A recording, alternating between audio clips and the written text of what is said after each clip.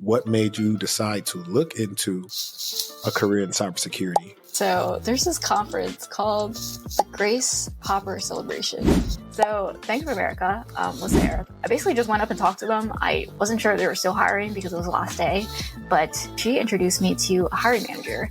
And this person, his background was also in software engineering, also in finance. We had a lot of similarities in our background. He was basically like one of the senior leaders in the cybersecurity organization at the bank, told me about like the things that they're working on. And I told him about the work that I did at JP and my previous experience in my various undergrad research and some externships that I did before that. So basically I ended up signing on my offer with them after graduating. Now at Bank of America, what did your rotational program consist Basically, of? I was in a 2-year rotational program. Out of those three, which ones did you gravitate to the most? Honestly, I liked all of them. Right now in my career, I prefer the defensive side and GRC. When did the YouTube channel come up? And I wanted to do something outside of work that was still something. Because like in college, I always had part-time jobs. I always did work studies. I always was in like student organizations. So I always had something else I was doing outside of school or work. And I also had always been curious about making a YouTube channel, but I never did it because I was like, what am I talking about? Welcome back to another episode of Technical Talk. I'm your host, HD. And as you know, I'm a cybersecurity professional, content creator, and a career coach. In today's episode, we have a very famous face. Well, I like to call her a famous face when it comes to cybersecurity YouTube. We have Miss Sandra Liu here today. And she's come to join us, probably talk about her journey, some stuff she's learned from content creation, and how has she pretty much made all these helpful videos in cybersecurity. But if you are watching us on YouTube, you know what to do. Hit the subscribe button, thumbs up, bell icon. Make sure you hit all to be notified when we drop new content. And if you're listening on any of the podcast platforms, please leave us a review, share out the podcast. It helps us out with the podcast metrics. And last but not least, join the Patreon. Because when y'all like to see this episode in person versus virtual, I know I would, but we need funds to do that. So please join the Patreon. Sandra, how you doing today? I'm doing great. Thanks for having me. Thank you for joining me. I reached out to you, I don't know how long ago it was. And he was like, yeah, I'd love to just reach back. I think he said Q2 or something like that. And I seen, oh, it's Q2. Let me see if she's not busy right now. Yeah. Yeah, no, the timing was perfect. Right. So for some of my listeners who may not know who you are, which I highly doubt it, could you introduce yourself to them? Yeah, so I'm Sandra. I'm a cybersecurity analyst turned tech content creator. Right now, I'm basically on a 1-year career sabbatical is what I'm calling it. And I'm taking a break from working as a security analyst and basically working on my YouTube channel with Sandra and creating cybersecurity content. Great. Now, I want to kind of start off before we get to the fun stuff that we were kind of discussing before this. So you're from, I think I was going through your profile. You've probably seen I viewed your profile today. I was just trying to line some stuff together. Oh, yeah. Are you from New York? No, I'm from Philly. Okay, you're from Philly. Okay. Yeah. Well, at least I kind of got it right. East Coast. Yeah. And so coming out of Philly, did you know that you wanted to go to school and major in something STEM related? No, well, think I originally was actually a nursing major. And then freshman year orientation, I went into, I think they cover like all the classes you're supposed to go through. And it was like orgo, chem, bio.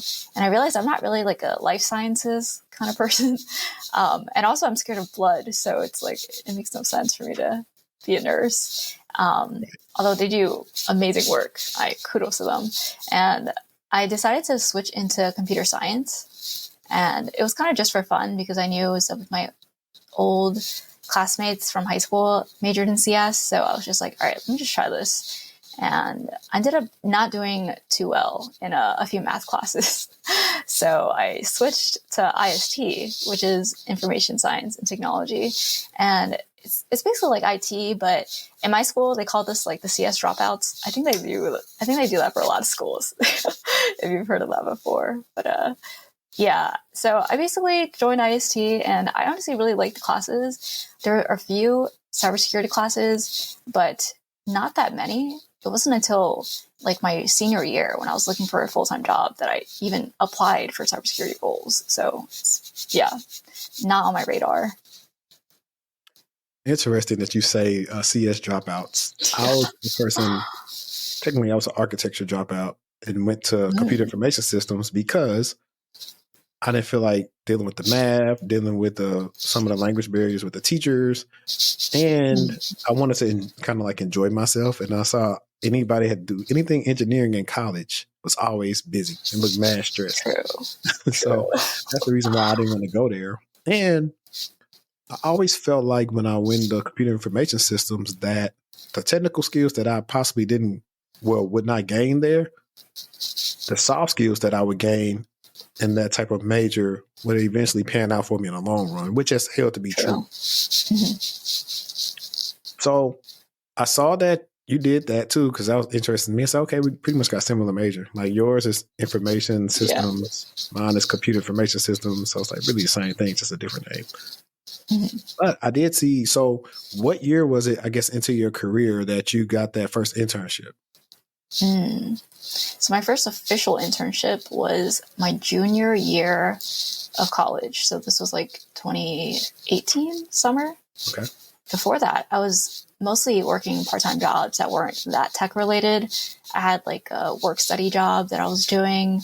I worked in a computer lab. I did teaching assistant jobs. Yeah.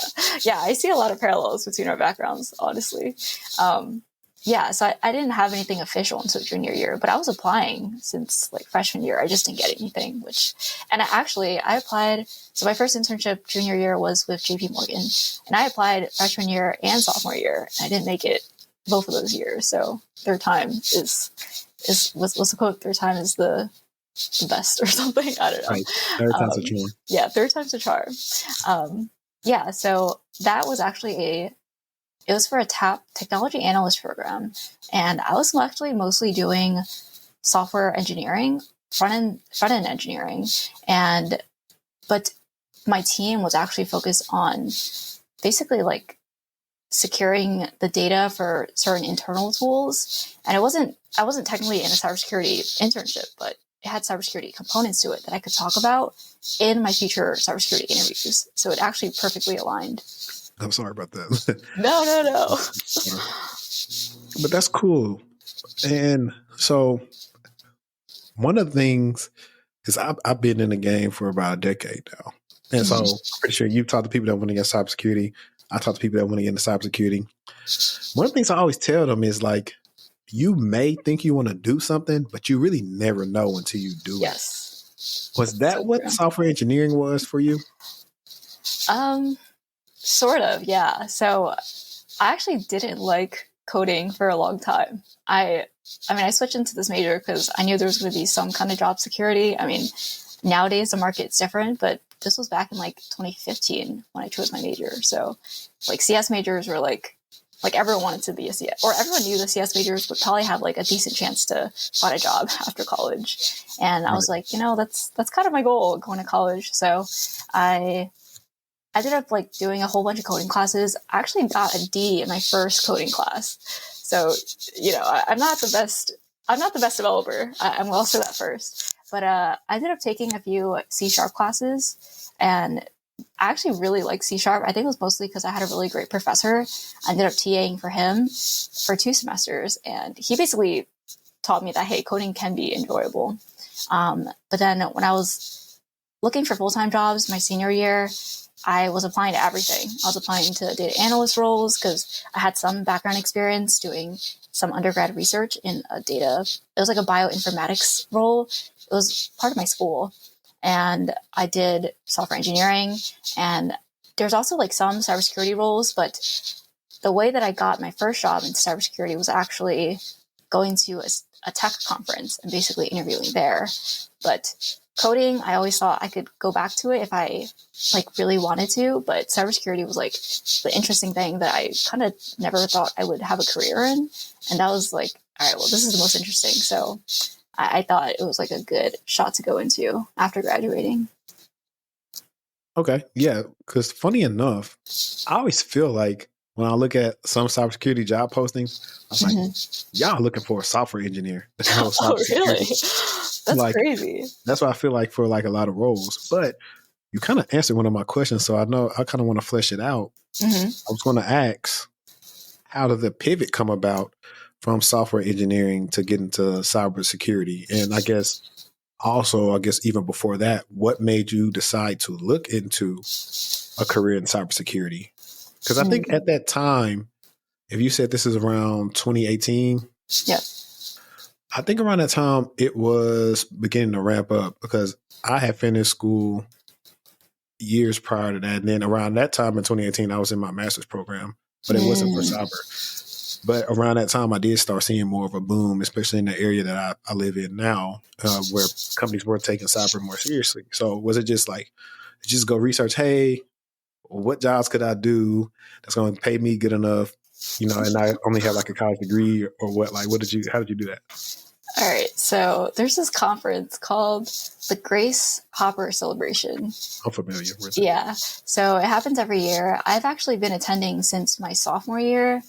I actually didn't attend last year, but I've gone like 6 times, like as a student and also as like a hiring person, like doing interviews and like talking to candidates for the companies that I was previously with. But basically, there's this giant career fair there, and there's a bunch of companies there, and they're hiring primarily women for tech roles. So there's this one company, Bank of America. I can say that, right? Yeah. I mean, it's on you. You don't say you don't work for them anymore. So yeah. So Bank of America was there. This was the last day of a 3-day conference, and they had like in-person interviews. They have in-person offers. If you get an offer, that you can leave the conference with an offer in hand by the end of the week. So it's like a really fast-paced conference, and that's why a lot of students like it so much.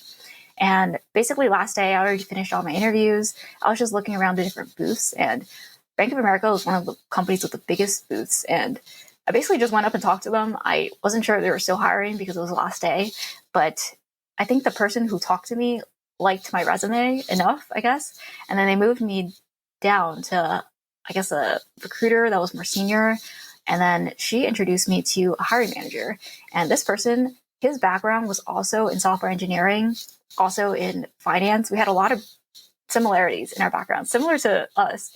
And he was basically like one of the senior leaders in the cybersecurity organization at the bank. And yeah, he basically like told me about like the things that they're working on. And I told him about the work that I did at JP and my previous experience in my various undergrad research and some externships that I did before that. So all that, I guess, really aligned with what he was looking for in a candidate. And basically, I ended up signing on my offer with them after graduating from that conference. So yeah, but I wasn't looking for like applying for cybersecurity analyst or cybersecurity rotation programs, but it ended up being a rotation program. And I had no idea what I was going into, to be honest, but I really liked the conversation I had with this hiring manager, and I could tell that he was really passionate about cybersecurity, and he had like a software engineering background, so I knew he was technical and knew like the skills that I was bringing to the table, and I think that made the biggest difference in the whole conversation. Nice, yeah.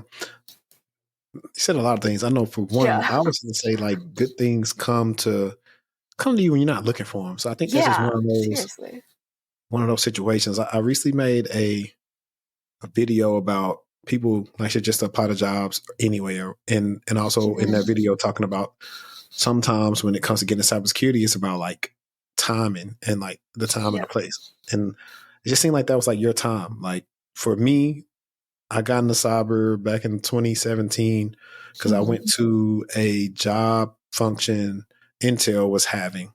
It was like when you join the HR talent community, it's like, hey, we're having this little hiring event or networking event, come out. And they were pretty much about to start a SOC. And that's how I got my start. So it was like the right time and place for everything. So I do tell my clients that as well. It's like sometimes you're just trying to, why it's not working? And then eventually all the interviews and eventually the offer comes in, and then you're like, okay, it was worth it. I had to kind of like learn something there.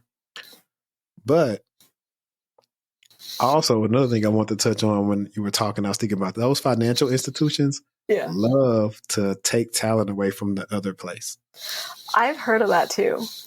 They love it. Yeah. I think I worked at 3, so it's the same thing. Like they said, okay, I'll see that you worked at so and so. Hey, when do you want to come? Like it kind of gets Really? it gets like that. So I think also like one of the benefits I do like about finance, the pro and the con is, for the most part, some of them they may not pay as big as some like the big tech companies, Right. but to me they still pay above average, especially when you start talking to different recruiters and they're saying they are offering this and like, hold on, I'm getting a better deal here, and it's probably like less work. I'm good.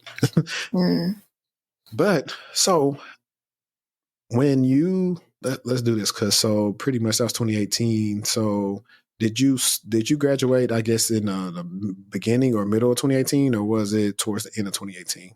No, so I graduated in spring of 2019. 2018 was, so basically I signed my offer October 2018, and I didn't start until I graduated. So it's basically like a semester ahead.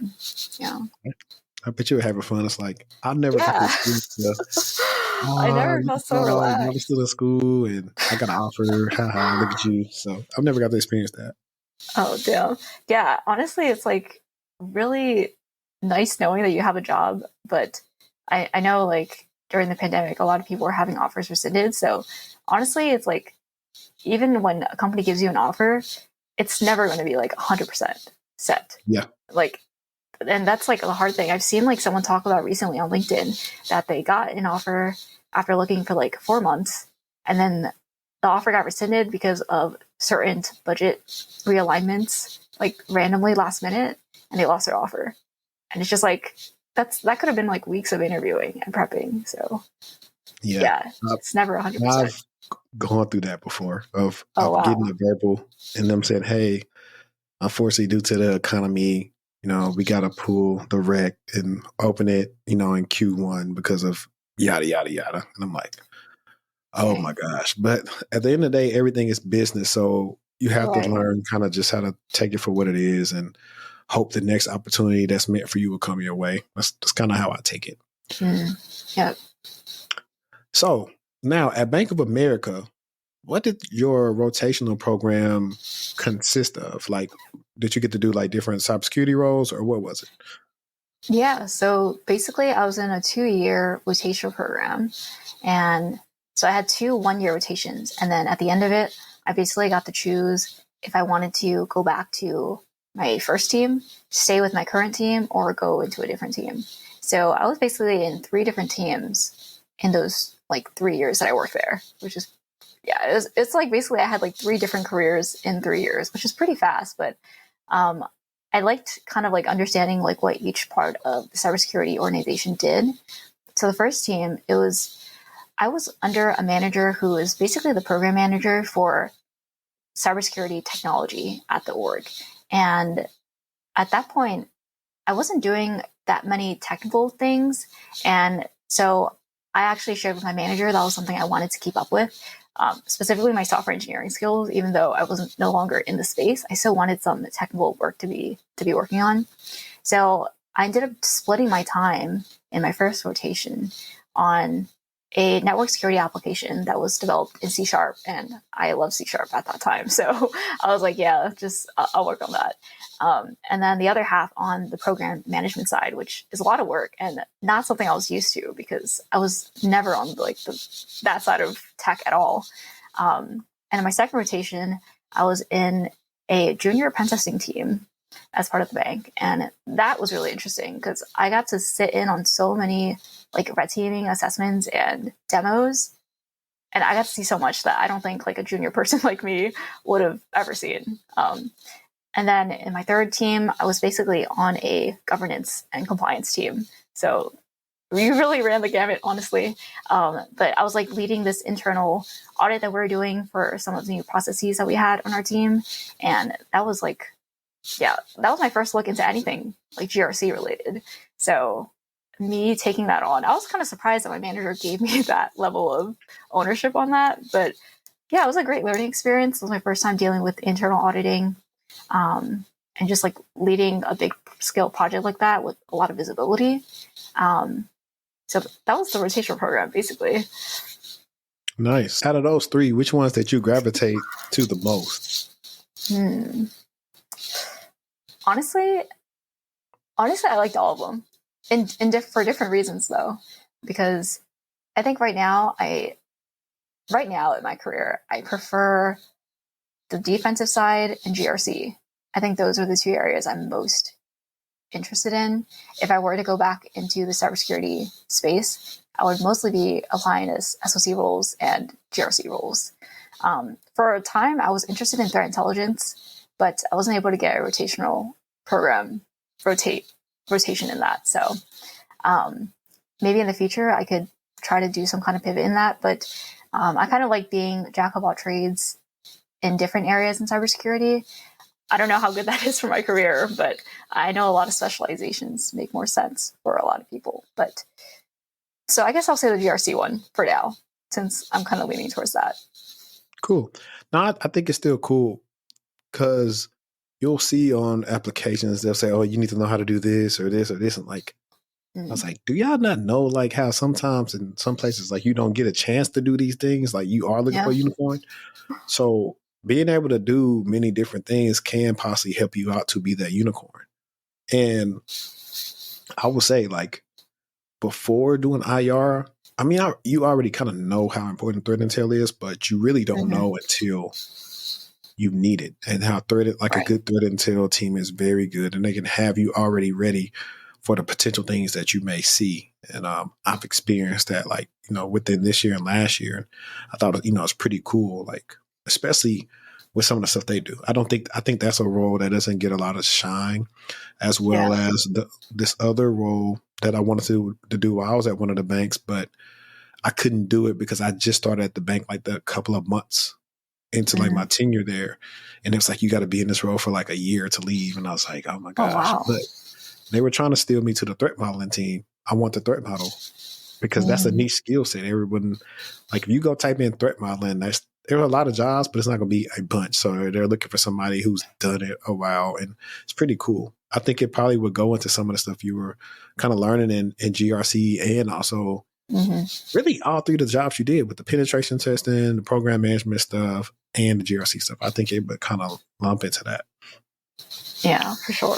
While you were doing your first rotational program, is that, because I was going to ask this later, but I was like, I feel like we would skip over in time because a lot of stuff coincides with one another.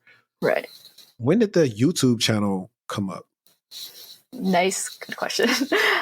So I'm originally from Philly, and then when I graduated, my job was in the New York metro area. So I basically, most of my friends stayed in Philly, actually. So I didn't really know that many people in New York. And I wanted to do something outside of work that was still something. Because like in college, I always had part-time jobs. I always did work studies. I always was in like student organizations. So I always had something else I was doing outside of school or work.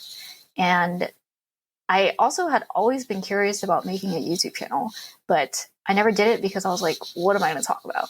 So this was like November 2019. I started my job in July of 2019. So 2 months into my first job. And I basically just started this YouTube channel. I don't know what I was doing at the time, but I was like, let me just do it. So I just made videos, and I wasn't making cybersecurity videos at first. I was making random videos, and I already deleted them all because they're so cringe to watch. But yeah, I don't even know what I was filming, but one of the videos was how I got my first job in cybersecurity. And at the time I had like less than 1,000 subscribers. I was just making random videos. And this video, I think got like 1,000 views or something. And I was like, whoa, that's a lot of views. So, and then I got a bunch of questions in the comments of people asking me like, oh, what certs did I have? How did I prepare for my interviews? And like random questions about cybersecurity. And I was like, okay, well, I can make another video answering these questions. And before I knew it, I was kind of just making cybersecurity videos, and the channel slowly became a cybersecurity and tech like career advice channel.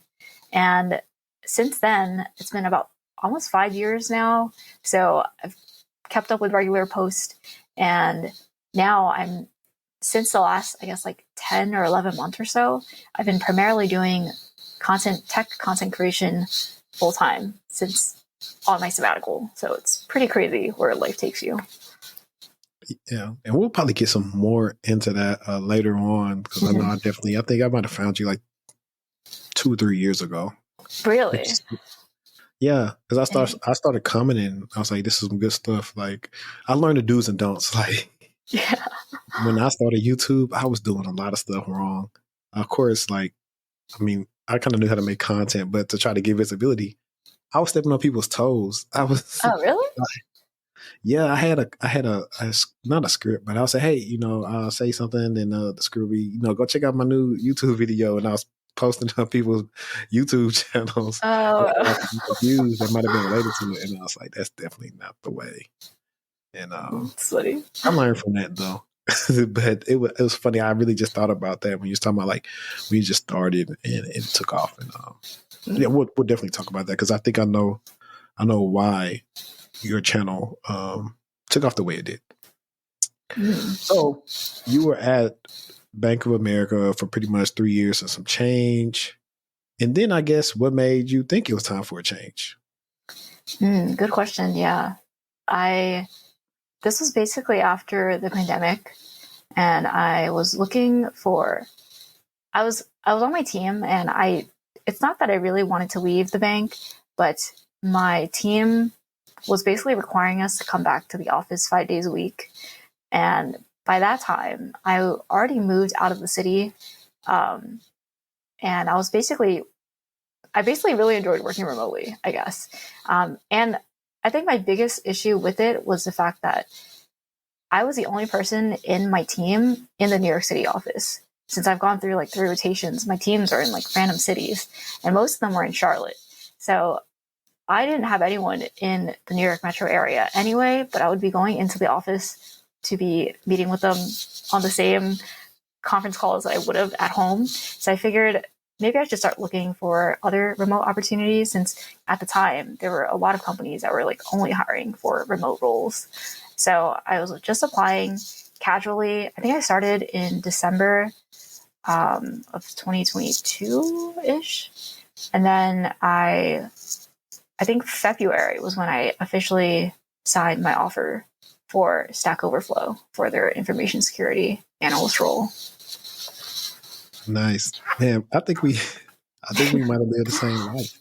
Oh, really? So my first financial job that I was at, I'll just say GS for the people that know what those initials stand for.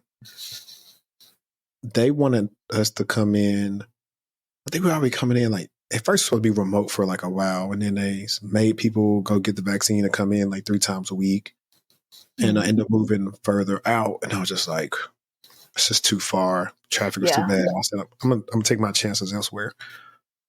So the other company I went to that I told you I worked at, they were cool too, but just like you, all my team was in Columbus, and I was the only person in my office. So 2 days out the week, I'm coming up there for no reason, because I'm never meeting with anybody on my team. Exactly. So I used to be like, why am I there? Now, one of the things I used to do that I knew I could get away with, because they just wanted to see if you bashed in at the office. They weren't seeing how long you were there. Oh, so like I would badge in the morning, like 8 or something. And then like lunchtime, on my lunch, I would just go home and finish the rest of the day from home. Because they never said, if I ever got in trouble, I said, y'all never said to stay the whole day. You just said to come into the office. Right. That makes sense. Hey, listen, if you listen to this right now, do not try that. Let me do my own stupidity. Don't try what I did. So don't do that. Okay, so now here's another. You're probably gonna say this is a good question. I know you were a security analyst for Stack Overflow. I think Stack Overflow, right? Yeah.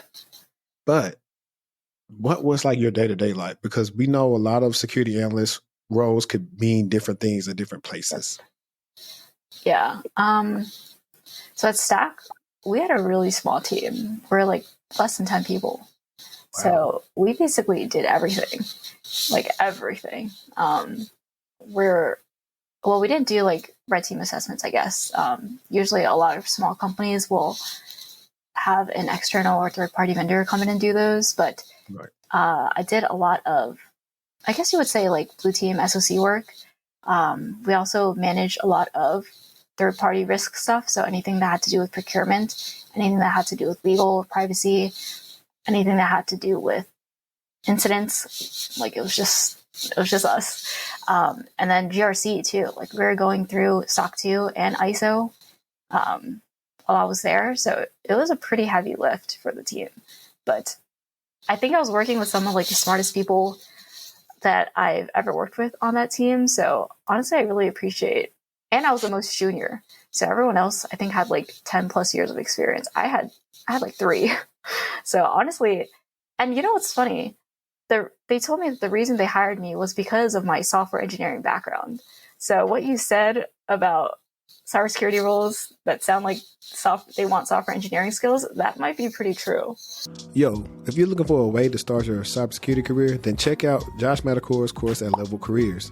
He has a great cybersecurity course targeted for beginners, very affordable, and if you're familiar with Josh Madakor, he's also a brilliant YouTuber and puts out a lot of helpful content. So here are some of the reasons why you can choose cybersecurity: high demand, job security, competitive salary, work variety, and fulfilling work. The national average salary for information security analysts is $113,000. Overview of the course: theory introduction, security refresher, security frameworks, security regulations and standards, security operations signals. Then you have these great labs with Azure, logging and monitoring, Microsoft Signal, secure cloud configuration content. So if you're interested in that course, click the link in my bio and use my code to get 10% off your course.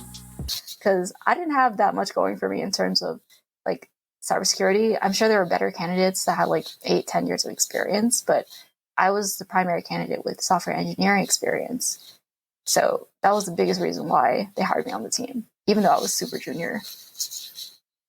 Yeah, for sure. I mean, I've had consults with software engineers. I'm like, if you learn a couple of these foundational concepts, you will be fine, because one of the things with AI, machine learning, a lot of the entry level 1, you say SOC work and security analyst work, is kind of being automated a lot of. So you're going to have some other skill sets about yourself to find different roles. So unless you're at a smaller company, bigger companies have the money to do more automation and possibly leverage AI.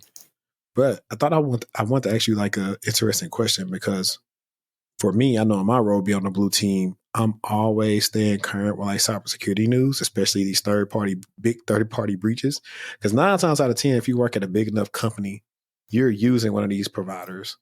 And so with your experience at a high level, was that kind of like how it was for you guys at times? Like there may have been like some type of third party breach or something that you guys have to kind of figure out if, Stack Overflow's data is like okay from the third party is handling your information just to make sure on your end? Yeah, basically. But I think that would automatically be an incident spun up, and we would get a few SMEs on the call to see whether or not we're using certain tooling, because you never know. There's like some skeletons in the closet at every company, but like, yeah, we basically have honestly, I think at Stack, the SRE team was like the backbone of the company. Like they kept the lights on, and they were also like one of the first responders also for every incident that we had. As security team, we provide support, of course, wherever we can. And we also had like on-call rotations for incidents.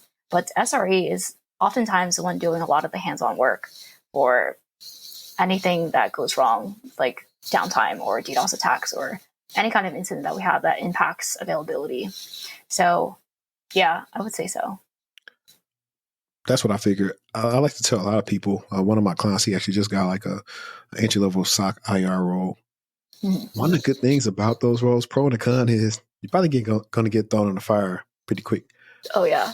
But the pro is that you start learning so much different things about the environment to where it really helps you out. Because that's the hardest thing, is like, especially in an environment, like I worked in environments where the knowledge was there, but it was tribal knowledge. it wasn't written down anywhere. So now you're instantly to figure out who is the SME, and now you're trying to get this information. So you're working on documentation to update some stuff to actually help everybody else out.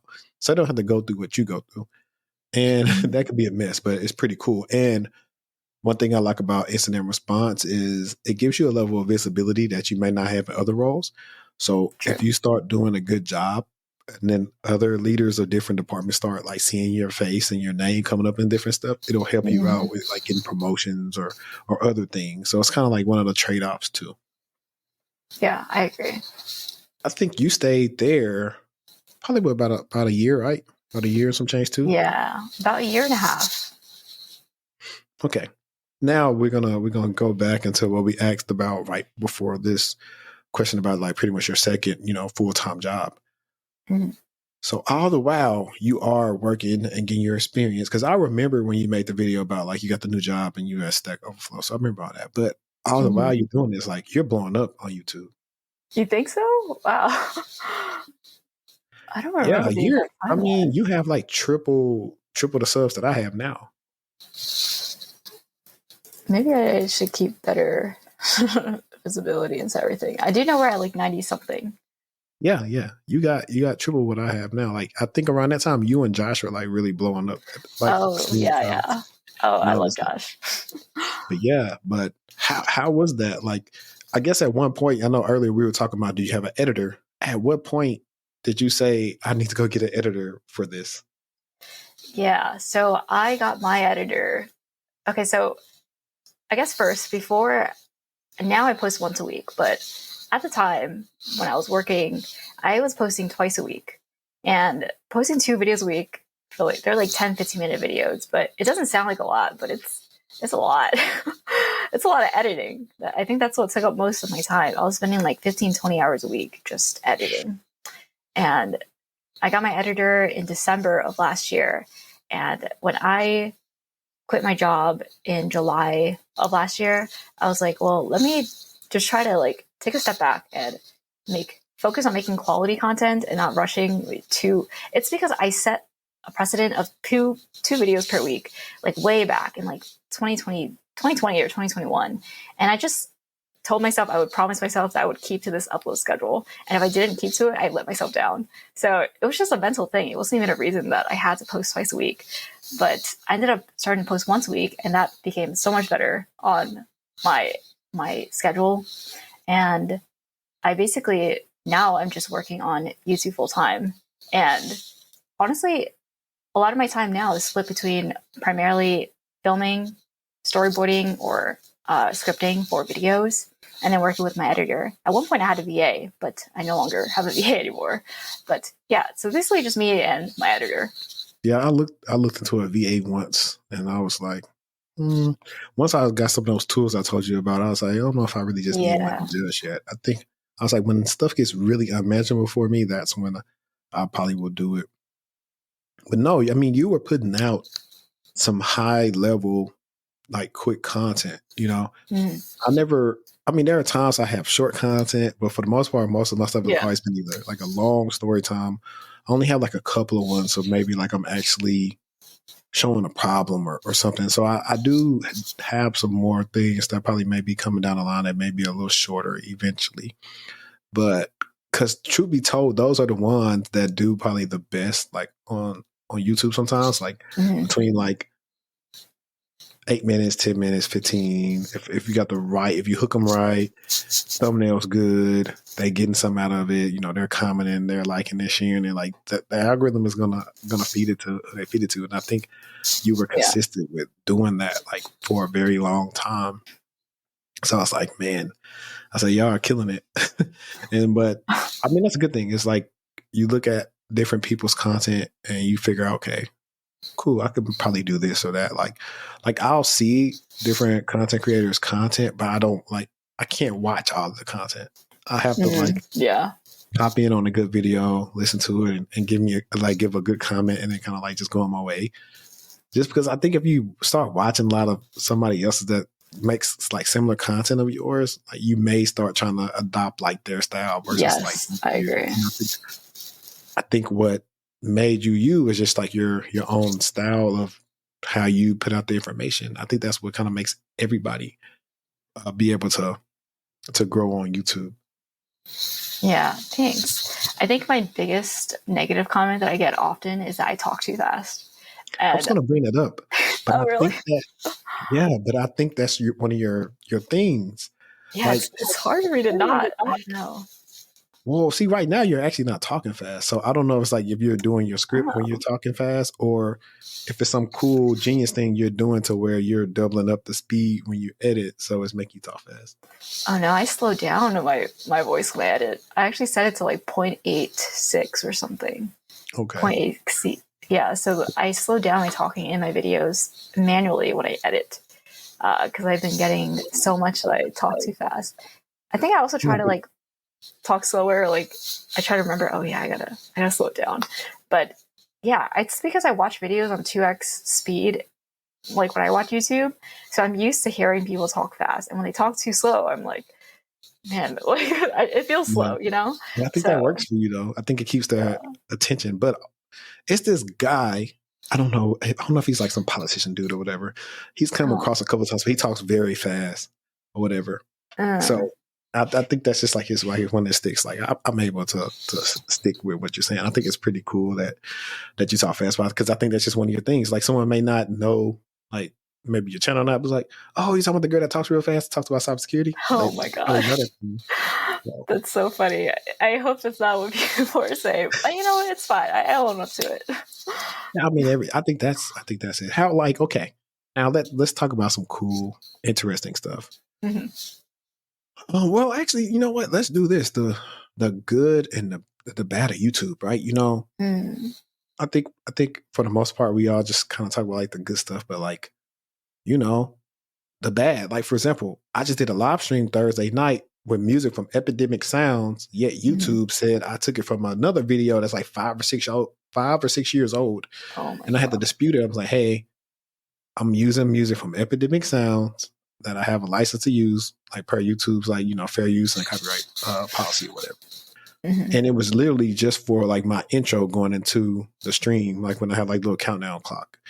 And so like stuff like that, where you know for a fact you didn't go and take their video. Their video is in Spanish, and it's not anything related to my video at all, which is, I think, something, I know YouTube's working on that, but that's definitely something they can get better at. It's like, hey, I know y'all using algorithms and AI, machine learning, to kind of cross-reference these things, but a human eyes needs to say deny, because this is not related to that at all.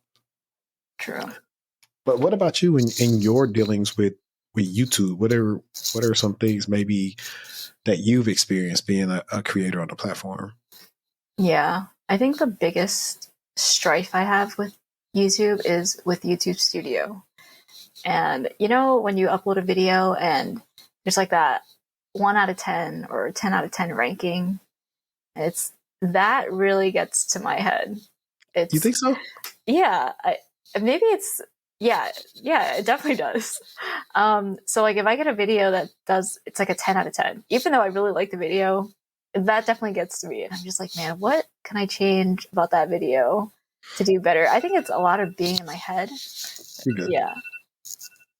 Do you not usually look at that? So I have two, buddy.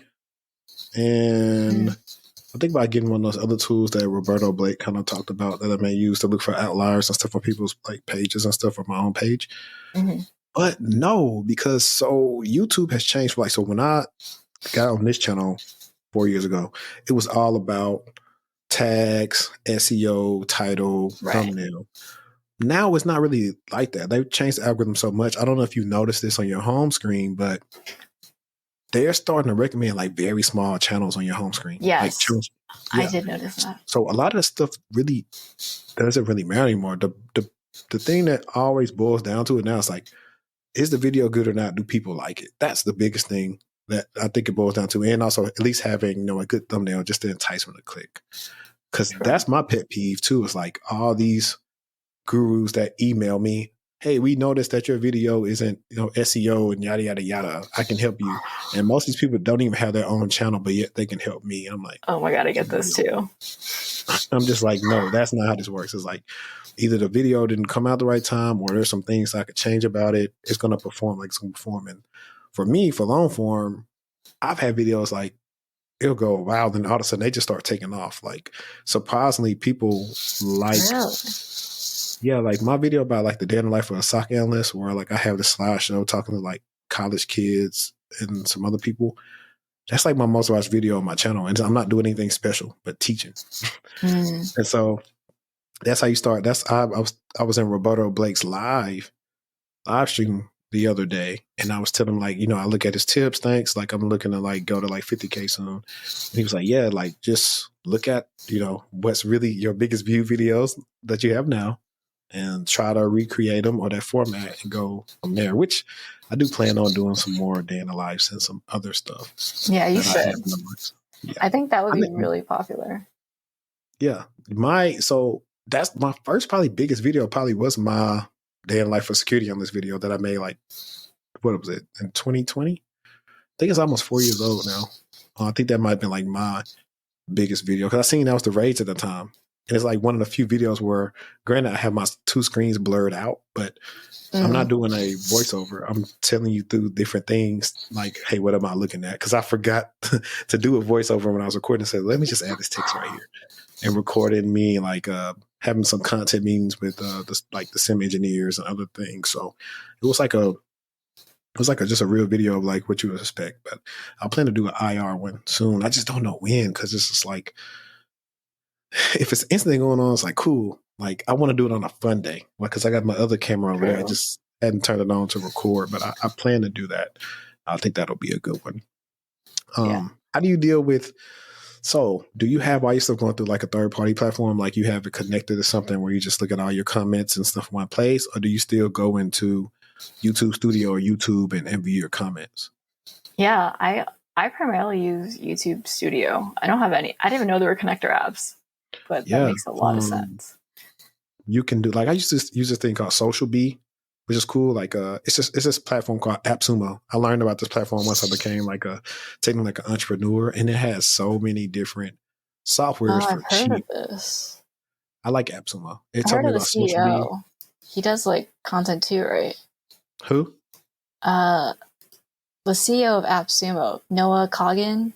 I don't know. He probably does. Oh, yeah. I've seen his book.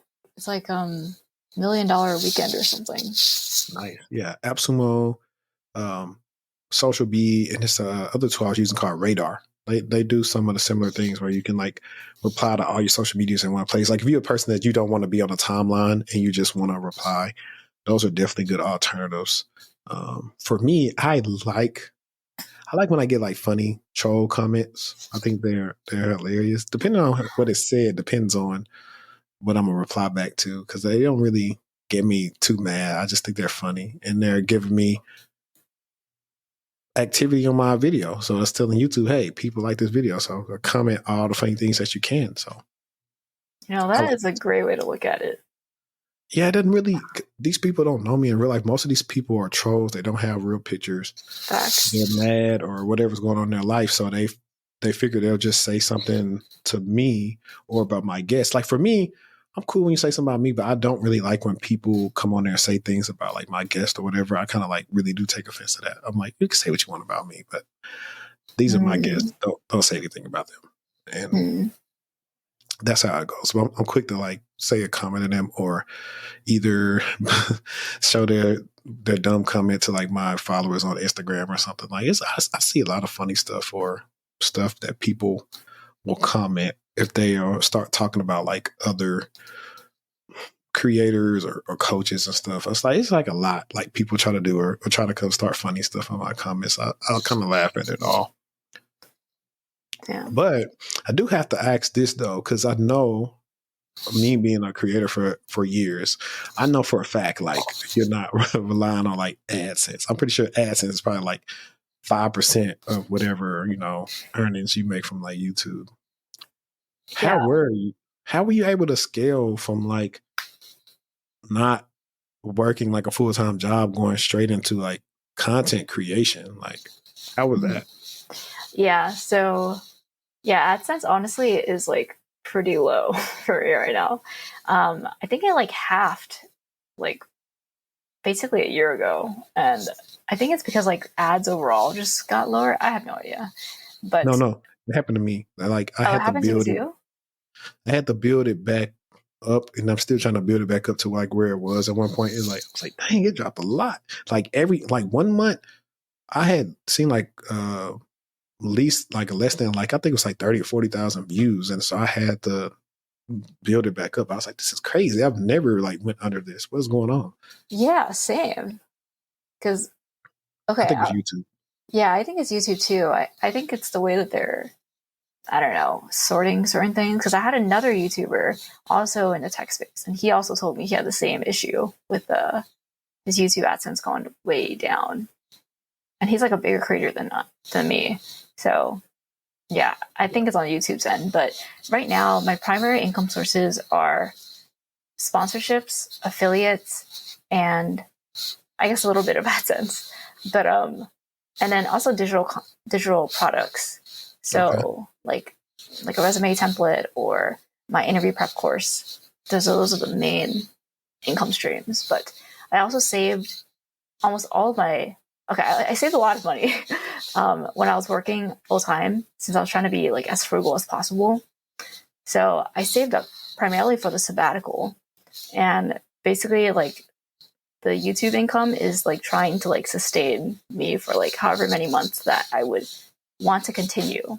But I technically did start applying to jobs again for like the end of my sabbatical. So Okay. yeah. No, that's cool. I mean, I think that's everybody's like.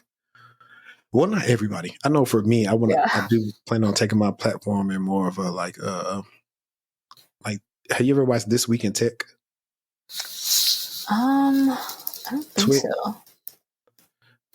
Yeah. Just something like that. Like they have like I don't know if they're in the studio or whatever, but like weekly or I don't know if it's even daily. But I Oh. found that my subscribers actually enjoy that content. Now, eventually, hopefully, YouTube pushes it out some more because it's like some real stuff happening. Like all these breaches we've talked about in the last couple of weeks have been really hitting regular people. All these different healthcare breaches.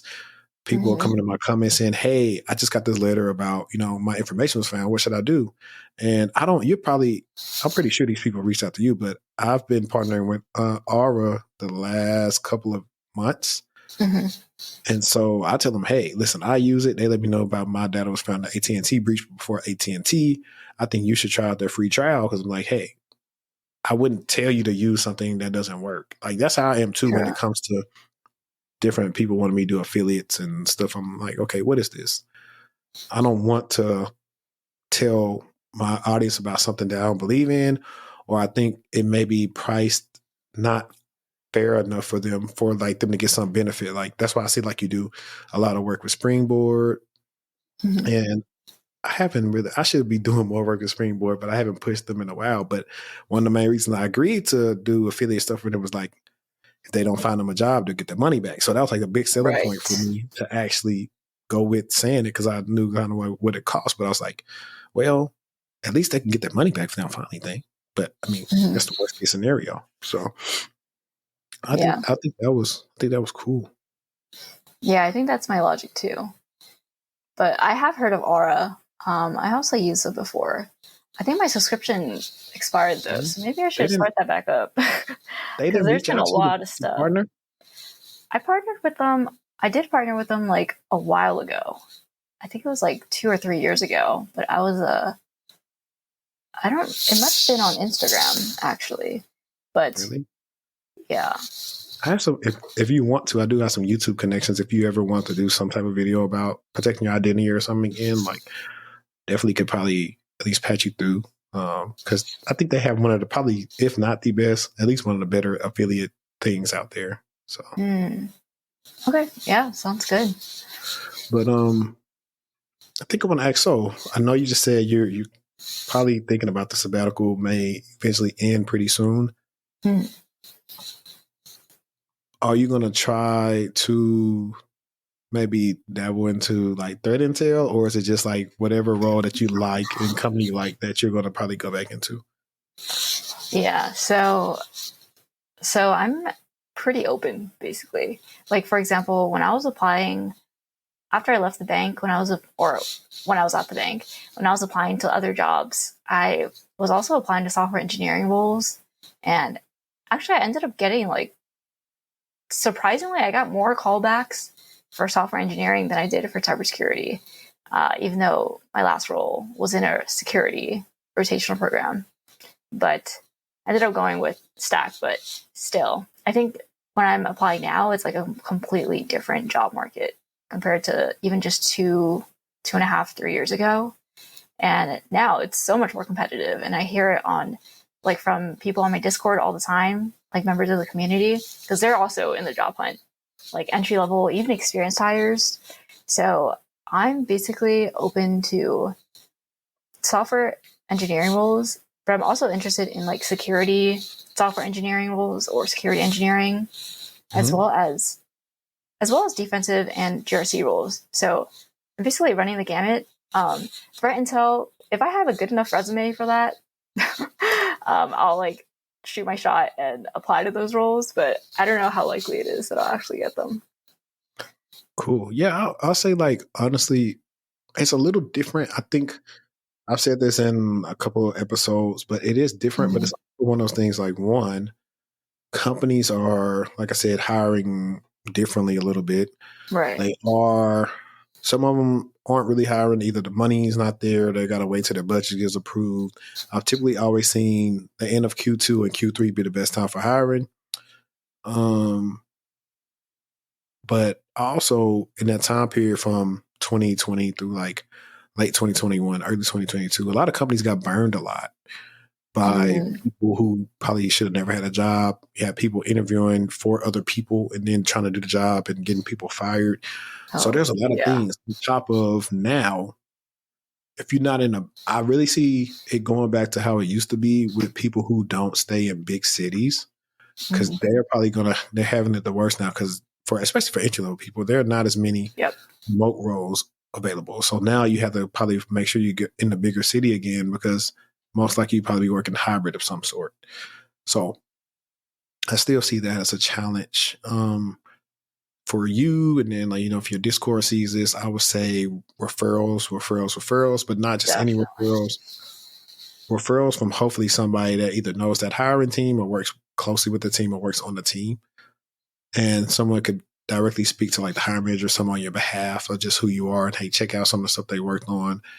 Those tend to help out at least decently versus blindly applying now, unless you have a stellar resume and they, you really fit their skill set. And honestly, some of the interview processes are just longer now. They're taking a longer time to vet people. If you're already in a good situation, it's cool. Don't just like, there are many different things, like whatever price you want to get paid, like stand on it. If your value warrants that, like if that's not what they're going to offer, they'll go their way. But because the worst part is taking something you don't want to get, and then they may only do that 2%, 3% raise, maybe. Yeah. And so that's what kind of makes you be upset and want to job hop again, because on the contrary, people or sometimes recruiters are saying, oh, well, why you didn't stay here a long time, blah, blah, blah. But the realistic recruiters won't ask that, because it's like, hey, prices have gone up so much, even from last year to this year, or 2 years to 2 years now.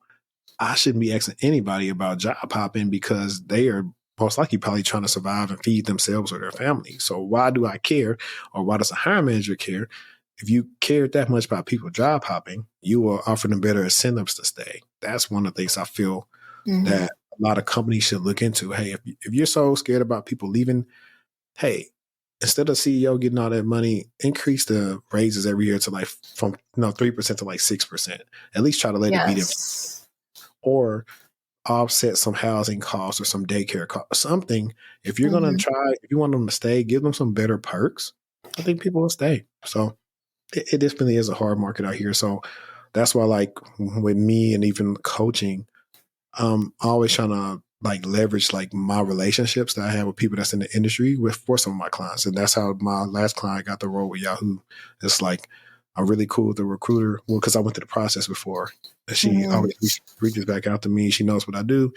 And she was like, hey, do you know any clients that, I mean, not clients, but do you know any people that would be good for this entry level role we have open up pretty soon? And I sent her, 2 clients and, one made it. But that's also because, and this is why I advocate for coaching. And it's one of the things that I've been talking about with clients. And you can tell me if you agree with this or not.